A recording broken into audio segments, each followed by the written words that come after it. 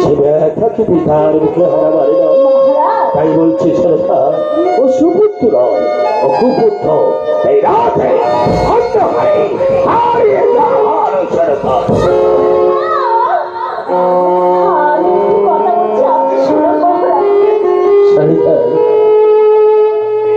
আমাদের লখাই তো বড় হয়েছে, ওকে একটা বিরল ব্যবস্থা বললেন সরকার। একদিন পর দিন রাজমাতার মধ্যে কথা বলেছে। যাও তুমি রাজন্তা পরবাস, যাও সরকার। বেশ মহারাজ, আমি আসছি। এই মধ্যে করতে হার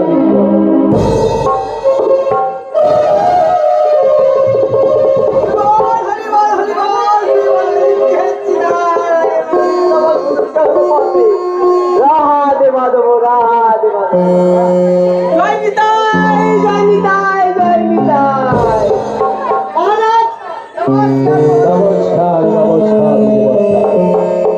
আপনাকে আমি কিসের কারণে ডাকাই করেছি জানেন? হ্যাঁ বলুন মহারাজ। এক এক করে 6 পুত্রের বিবাহের সন্ধান আপনি করেছিলেন। একমাত্র আশার বলিকে বিবাহ দেব কেমন কন্যার হস্তে আছে একটু একটু করে মহারাজ। এই কথা মহারাজ, আমার কাছে অনেক রকম কন্যা আছে। যেমন ধরুন, কোন কন্যা আছে লম্বা, কোন কন্যা আছে বেটে, কোন কন্যা পরিষ্কার, কোন কন্যা কালো। এটা প্রাসাদিক কথা গেল। এই সব আপনি গুরু গুরু মাসপতি ব্রাহ্মণ। আমি কেমন কন্যা চাই শুনবেন?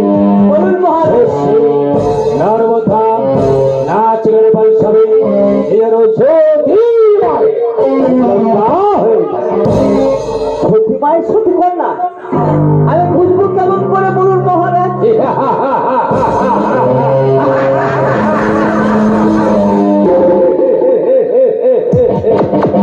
আপনি আমার কথা ভাবছেন সতী মায়ের সতী কন্যা কেমন করে? এই পঞ্চগুলি হিরে কলায় যে নারী অন্যের সিদ্ধ করবে সে হবে চম্পকরে বলে শ্রেষ্ঠ মধুবাসা। এই কার্য সিদ্ধি লাভ করলে কিছু ভূমিদারি করব, তাদের জীবনটা না ভরে দুধ ভরা গাড়ি দেবো, তাতে যদি লবণটা না ভরে 5,000 স্বর্ণ। আর রাস্তা কোন খরচ হিসাবে 5,000 টাকা আপনাকে এই মধ্যে ঠাকুরকে 5,000 টাকা জীবনের হস্তে গ্রহণ করবো। যাও সিংহ দুয়ারে সর্বকে অপেক্ষা করো, 5,000 টাকা তোমার হস্তে দানি করবে। আমি তাহলে ওই আপনার কি বললে বহুরি মানে ম্যানেজার আর কি, ম্যানেজার। ঠিক আছে, আমি ম্যানেজারের কাছে এই হচ্ছে সিংহ দুয়ারে অপেক্ষা করো। যাও নিরাপত্তা করো। আগে যাচ্ছি। নমস্কার মহারাজ। নমস্কার নমস্কার।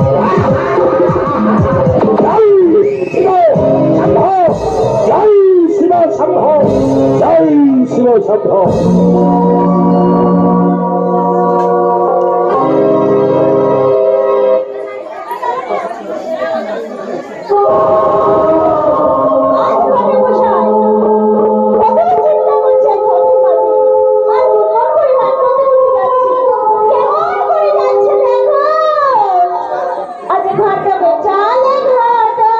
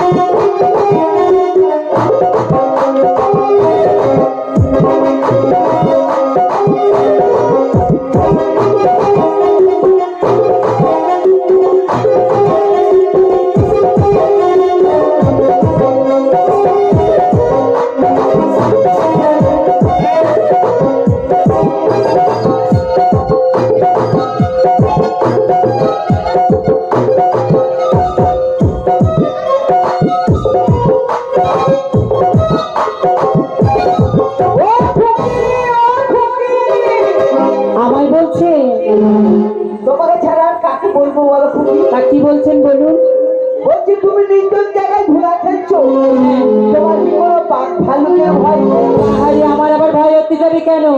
আমি মা মনসার চরণ সেবার দাস। তুমি মা মনসার চরণ সেবিকার দাসী।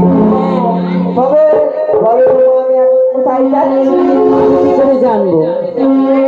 আচ্ছা মা, একটা কথা বলতে পারো? বলো না, একটা কেন 100টা বলো, কোনো ব্যাপার না। বলছি তোমার পিতার ভবনে যাবো, কোন দিকটা বলতে পারো? ওই দেখা যায় উলুরি ছাউনি বেতে রই না বাঁধন গো, ওইটা পিতার ভবন গো। শোনো শোনো ও গো দাদু, শোনো আমি বলি গো, ওইটা পিতার ভবন গো। বলো বলো ও গো নাতি, তোমার পিতার পরিচয় গো। ও গো আমার নাতি গো। আর পিতারও নাম পায়বেনে, মায়ের নাম মোলা গো। শোনো শোনো দাদু ভাই গো, আজ পিতা আজ পরিচয় বলো আমার কাছে গো। ও গো আমার নাতি গো। আর সুন্দর সুন্দর হরি কিজি দাদা আছে আমার ঘরে গো। শোনো বলি দাদু ভাই গো। তোমার তিনটি দাদা। উপস্থিত আমার মায়ের ভক্তবৃন্দগণ, আজ আমার দেবু ভাই যে এক রাত্রি ব্যাপী মা মনসা মঙ্গল আয়োজন করেছে, আপনাদের সেবার ব্যবস্থা করে রেখেছে। তাই আপনারা সবাই এখানে সেবা করবেন, তাকে আশীর্বাদ করবেন। যে মনোবাসনা নিয়ে মায়ের গান দিয়েছে, মায়ের নাম গান পূর্ণ হয়, তার মনস্কামনা যেন পূর্ণ হয়। সবাই মিলে মা মনসা একবার হরি হরি বলো। ও দাদু, তাই যাবেন আপনি? হ্যাঁ যাবো তো। তাহলে চলো চলো ও গো দাদু, চলো আমার সাথে গো, চলো চলো।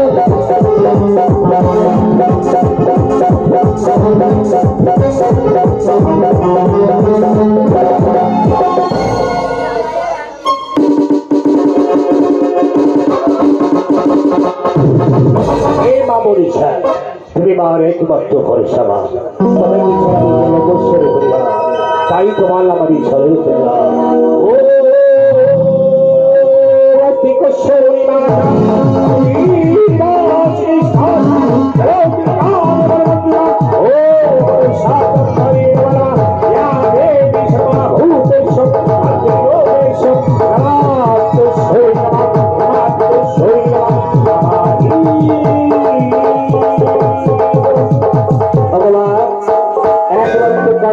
বড় চিন্তা হয় এসেছিস না, তোর যত বড় চিন্তা হয় মা। পিতা, এত বিলম্ব লোকের মা। আমি পথের মাঝে খেলতে খেলাম, এক দ্বিতীয়বার আমার সম্মুখে এসে উপস্থিত হয়। আর সেটা বলেছিল আমার পিতালয়, অর্থাৎ তোমারই রাজপ্রাসাদে আসতে চাই। সঙ্গে নিয়ে আসলি মা। পিতা, আমি তাকে এনেছি ঠিকই, কিন্তু তরুণদারে দাঁড় করিয়ে রেখে এসেছি। পিতা, তোমার অনুমতি ছাড়া ওই বাইরের ব্রাহ্মণকে আমি কি করে ভিতরে আনি বলো? বড় বুদ্ধিমতী মারিবা। যাও যাও, এই বুদ্ধিটাকে প্রাসাদিক করতে আড়াই করো মা। পিতা, তোমার অনুমতি যখন হয়েছে, এই মুহূর্তে চললাম আমি সেই দ্বিজবার কি রাজপ্রাসাদে। এই হলো আমার আদরের একমাত্র কন্যা। দেখি যে প্রাসাদ লক্ষ্মী প্রদর্শন করে।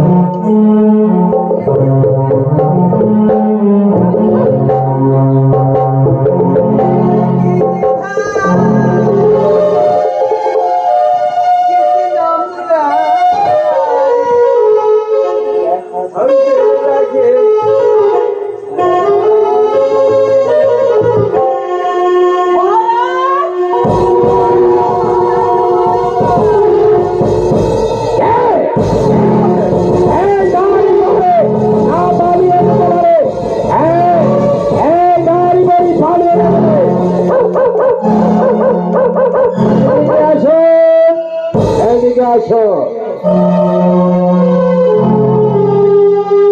নাম ধরা। আমার নাম তো আমি, এই আমার নাম হচ্ছে দ্বিজবার ঘটক। আপনার পিতার নাম? ঈশ্বরজিৎ ঘটক। ঠাকুরদার নাম? ওই তো বিপুল ঘটক। ঠাকুরদার নাম? ঈশ্বর চৈতন্যদেব ঘটক। তাহলে দেখা যায় তবে 14 পুরুষ ভট খালি করা তা কি বা কারণে আসিয়াছে এই ছাড়ি না বললাম। আমি শুনলাম রাজ্যে একখানা কন্যা আছে। সত্য, ভালো রাজ্যে রাজপুত্র বলে সেই রাজ্যে রাজপুত্রের সহিত মা বিহুলার বিবাহ হল। আমার হাতে একখানা পুত্র আছে।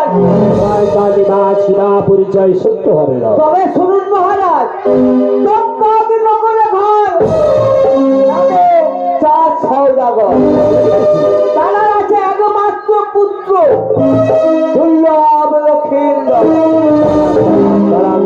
ঠাকুর, আপনি চম্পক নগর হতে পলাপন করতে করতে এই ছাড়ি নগরে পৌঁছে গেছে।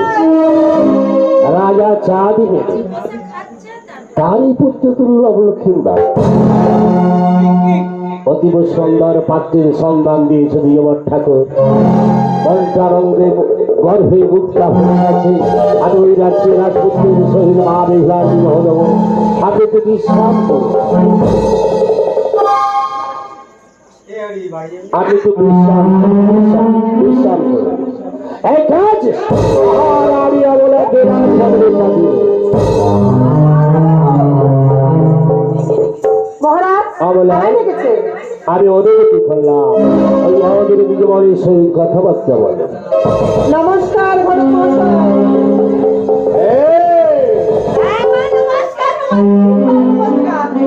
বাবা, ও না ভালো আছো? হ্যাঁ গো, তোমাকে অনেকদিন পর দেখছি তো রানীমা, তাই অনেকদিন পর নমস্কার দিলাম। আপনি কোথা থেকে আসছেন? আমি চম্পকনগর থেকে আসছি। চম্পকনগর থেকে? আমার কন্যার জন্য সম্বন্ধ নেই বুঝি? হ্যাঁ হ্যাঁ। তা আচ্ছা বলুন, রাজ্যের রাজার নাম কি, কিবা তার পুত্রীর নাম, কোথায় তার নিবাস? ওই তো চম্পকনগরে ঘর নামে চার সওদাগর। সওদাগর, তার আগে একমাত্র পুত্র আছে দুর্লভ লক্ষীন্দর। বলে চাঁদের বৃত্তান্ত কি তোমার জানা? ওই চাঁদের ঘরে একমাত্র মহিলাকে আমি বিবাহ দিতে পারবো। বলে ওই চাঁদের সম্বন্ধে আপনারা কিছু জানেন? আমার তো জানা নেই। আপনি জানেন ঘটক মহাশয়? আমি তো জানি তো। বলুন। মহারাজের 3-4টে এই নদী আছে, আর বড় মতো একটা ডিঙা আছে। আপনি কিছু জানেন না, আমি বলছি আপনি শোনো। বেশ অবলা, তুমি সত্য চাঁদের বৃত্তান্ত জানা থেকে ক্ষমা সৎগুণে সর্বকে প্রকাশ করো। আমরা সবাই সত্য চাঁদ। বলছি আপনি শুনুন মহারাজ, চাঁদের সঙ্গে তো বিবাদ বিশহরি গো, চাঁদের সঙ্গে তো বিবাদ বিশহরি গো, চাঁদের সঙ্গে তো বিবাদ বিশহরি গো, দেব না দিয়ে বেকুলা সুন্দরী গো, দেব না দিয়ে বেকুলা সুন্দরী গো, দেব না দিয়ে বেকুলা সুন্দরী গো, চাঁদের সঙ্গে তো বিবাদ বিশহরি গো, চাঁদের সঙ্গে তো বিবাদ। শুনেছ কোনো কালে পাতা খেয়ে পুত্র মরে, শুনেছ কোনো কালে পাতা খেয়ে পুত্র মরে, শুনেছ কোনো কালে পাতা খেয়ে পুত্র মরে, শুনেছ কোনো কালে পাতা খেয়ে পুত্র মরে। ভয় বধূ মানে মানে পরমা সুন্দরী গো, ভয় বধূ মানে মানে পরমা সুন্দরী গো, ভয় বধূ মানে মানে পরমা সুন্দরী গো, দেব না দিয়ে বেকুলা সুন্দরী গো, চাঁদের সঙ্গে বিশহরি গো, চাঁদের সঙ্গে চাঁদের উপর বৃত্তান্ত ছিল না। চাঁদের রাজন্স গুরুবাসী চলে কালে কৈশোরে জীবন ঠাকুরকে আমি বিতরিত করো। যথার্থ মহারাজ, সবই শুনে রাখো মহারাজ, আমি কোনদিন ওই চাঁদের ঘরে আমার একমাত্র বেহুলাকে আমি সম্প্রদান করবো না। যথার্থ আমি জীবন ঠাকুর হরণ করে কোথায় চলেছে? আর যাবো না, কি করবো বলুন? আপনি বললেন ওই ঘরে সম্প্রদান করবো, বেশ, আমার রানীমার কথা শুনে বলছেন না না ওই ঘরে বিবাহ দেবো না। আরে আপনার কি বিশ্বাস হয় ছয় পুত্র দাওয়াত দিয়ে মারা গেছে? কই না তো। আরে আমারও বিশ্বাস হয় না। ওই রাজ্যে রাজপুত্রের সহিত মা বিহুলার বিবাহ দেবো, আমি খুশি হয়েছি। খুব খুশি হয়েছি। কিন্তু আমার ছোট্ট একটি বোন আছে। কেমন আছে? আমার কন্যা যখন জন্মগ্রহণ করেছিল, সুখীকার ভবনে কন্যা রং কখনো নীল কখনো লাল কখনো সবুজ। তাই মহারানীকে ফোন থেকে যারা কি আমাদের কন্যার সামনে দিতে পারে, সেই রাজ্যে রাজপুত্রের সহিত মা বিহুলার বিবাহ দেবো। এই ছোট্ট একটি মহারাজ, বলছিলাম কি আপনার কন্যার জন্য স্বর্ণ আমাদের মহারাজের চাষ নেই। সন্ধ্যারায় খুলে ছাড়ে করে বলার করবে ওই সিংহ দুয়ারে ছুঁয়ে দেব। তার পক্ষে আছে ওই মাথাটা, তবে এই মাথাটা, মাথাটা মনে থাকে। কি ভয়ঙ্কর মহারাজ! বলে নাকি কন্যার যেন স্বর্ণ দিতে হবে। তোর হাত চুলোর ছাই। আমি এখন এই দেশে এসে পৌঁছে আমি ভুল করেছি। চাই দেখি আমি অন্য দেশে যদি কন্যার সন্ধান পাই মহারাজের পুত্রের জন্য।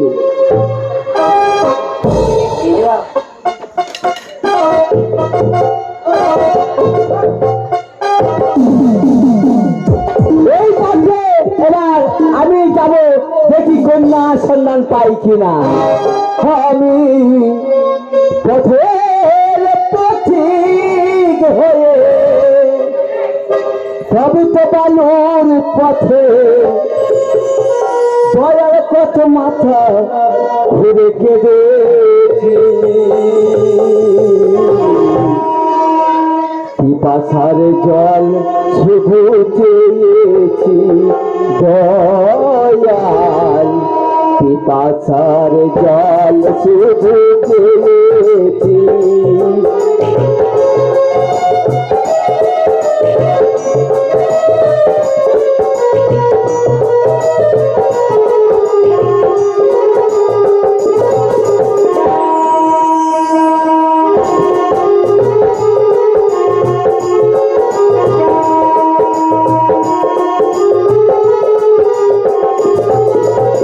জীবনটা তো মরুভূমি করেছি,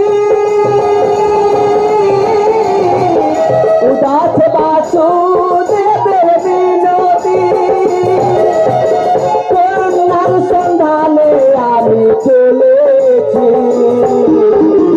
পিপাসার জল শুধু চেয়েছি দয়াল, পিপাসার জল শুধু চেয়েছি।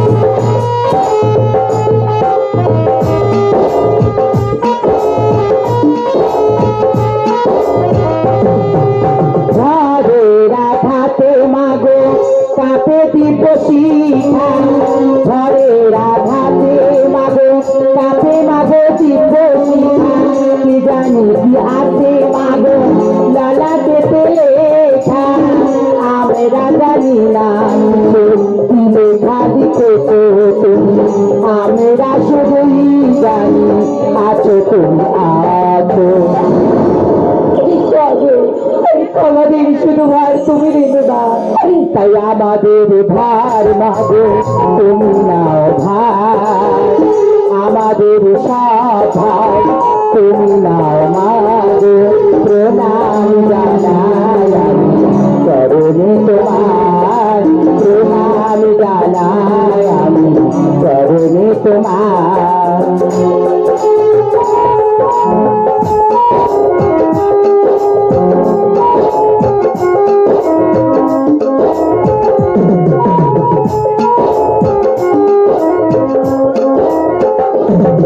আর সুখে দুঃখে আমাদের জীবন সুখে দুঃখে কেটে যায় আমাদের জীবন হঠাৎ এসেছে এ কেমন কাউকে করি না ভয় তুমি যদি হও সদয় কাউকে করি না ওরা এতটুকু ভয় আমাদের সভায় তুমি নাও মাগো আমাদের সভায় তুমি নাও মাগো প্রণাম জানাই আমি চরণে তোমার প্রণাম জানাই আমি চরণে তোমার জীবনের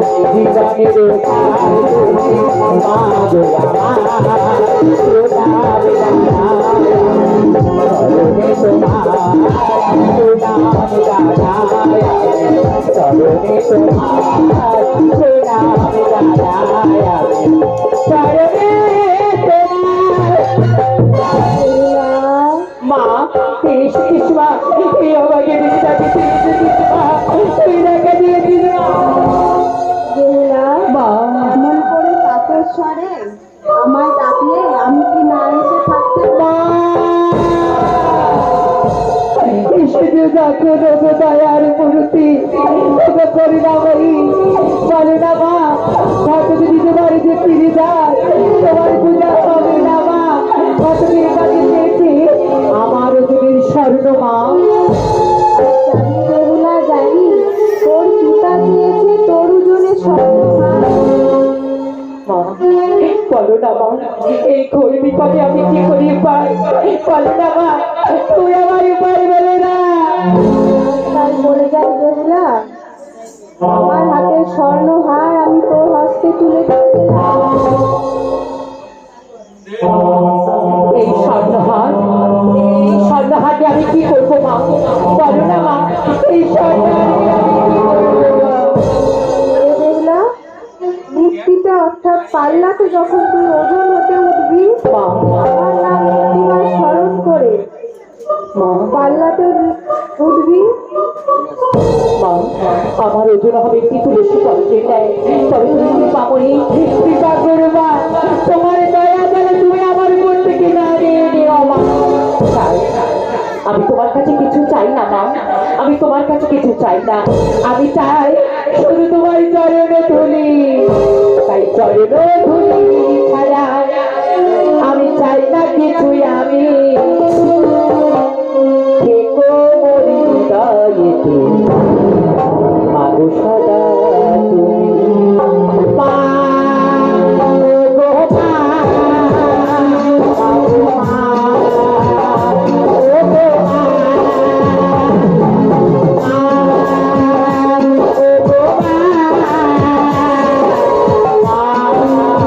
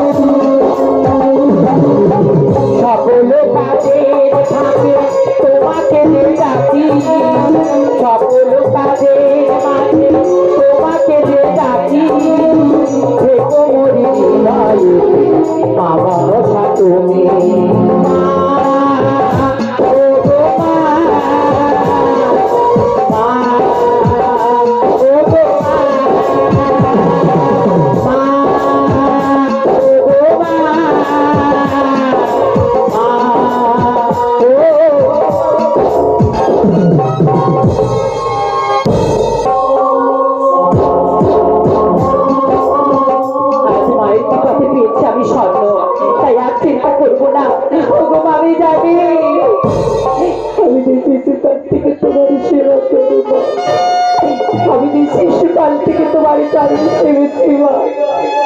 সবাই যদি আমায় সরিয়ে দেয়, এই জগতে সংসারে যদি আমায় তোমার থেকে দূর করে দেয়, আমি জানি মা এই জগৎ সংসার যদিও না আমার স্থান দেয়, আমি জানি তোমার শিকারে আমি পাবোই পাবো।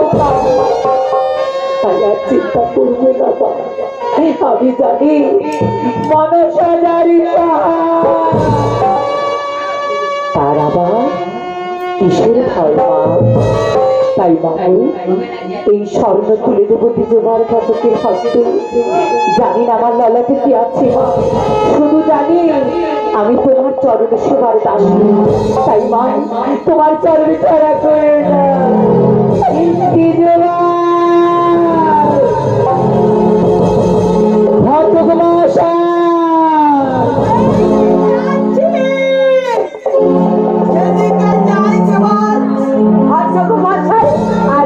মশাই। আমার এখন আসল কাজ সমাধান হলো না। দ্বিজবর, আমি আপনাকে ডেকেছি দ্বিজবর। তুমি দেখেছো না আমার পিতার ঘরের থেকে আপনি কেন ফিরে যাচ্ছেন? আর কি বলবো মা, তোমার পিতার যা চাহিদা বলে কিনা তোমার ওই জন্য স্বর্ণ দিতে হবে, তাই আপনি ফিরে যাচ্ছেন। আর কি করবো মা? দ্বিজবর, আপনার হস্তে যদি আমি স্বর্ণ তুলে দিই, তুমি দেবে মা? এই দেখুন আমি স্বর্ণ তুলে দিচ্ছি। আর এই স্বর্ণহার সামান্য নয়, এই স্বর্ণহার আমার মা পদ্মাবতীর দেওয়া। তাই আপনি শুনে রাখুন, ওই স্বর্ণহার হতে আমি এক রতি ভার কম হব। আপনি আমাকে আশীর্বাদ করুন। বেশ মা, আমি আশীর্বাদ করছি তোমাকে যেন ওই চম্পক নগরে অনুমতা করে নিয়ে যেতে পারি। দ্বিজবর, তাই আপনি ফিরে যাবেন না দ্বিজবর। এই স্বর্ণহার নিয়ে আমার চলুন পিতার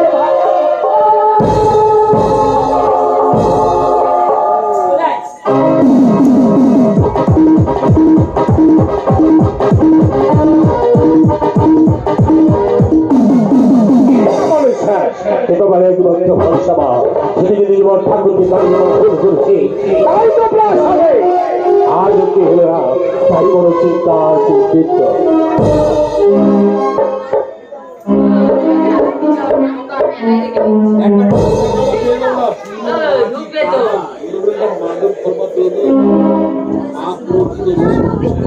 নমস্কার মহারাজ, নমস্কার। নমস্কার নমস্কার বিজয় ঠাকুর।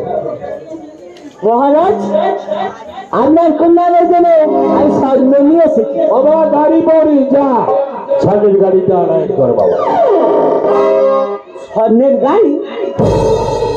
স্বর্ণ তো আমি হাতে করে নিয়ে এসেছি। একটা অত বড় কন্যার জন্য স্বর্ণ আমি হাতে করে নিয়েছি। হ্যাঁ, দেখি দেখি এই পাইকা বলতে একটু লাভ না এরকম কথা বলি বাবা। এই দেখুন, এই দেখুন। এই সামান্য ফিরফির স্বর্ণ হার মা বিহুলার জন্য হবে না। আমরা বিশ্বাস হলো কেমন মহারাজ হয়ে বসে আছে। মা মধ্যে পাত্র করালে সমাসাদ গ্রামবাসী সবাই মিলে বলুন, এই সামান্য স্বর্ণের হার মা বিহুলা হতে পারে ওজনে। তাই এই সমস্ত স্বর্ণ আমি অমরে ছুঁড়ে ফেললাম।